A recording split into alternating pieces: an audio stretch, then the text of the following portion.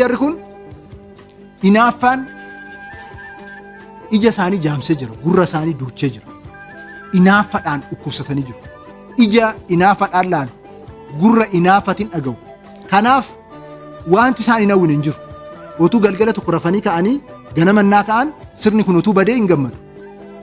Kanaaf wanti isaan hin xibaarra hin jiru. Gaggeessaa keenya Qaalii irratti diinota keenya faana itti duuru. Mirgan qaban Oromoon kana ni eeyyamu. Maaliif qabsaa'ee itti dadhabee itti boo'ee itti ajjeefamee itti du'eet kana fide. Gaggeessaa Qaalii Oromoon baase Dr. Abiy Ahmed addunyaan kan beekamtii kenneef qabsoo saba keenyaa bakka amma jiru kanarraa bakka dura turerraa bakka amma jiru kana kan geessise. Ifatti immoo kallattii itti deemu kan lafa kaa'e.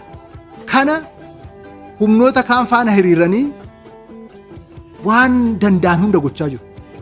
Waan danda'an hunda. Jarri maqaballeessii irratti bobba'an kun ofumaafuu maqaan qabduudhaaf malee akka isaaniitiif waa baay'eedha. Garuu sabni keenya guddaadha. Qolqalbii saba keenyaa cabsuu hin danda'an. Qolqalbiin hoggansa keenyaa immoo qolqalbii saba keenyaa keessa jira. Kanaaf abbaan barbaade tarkaanfatee tuquu hin danda'u. Sabicha bira darbee tuquu hin danda'u.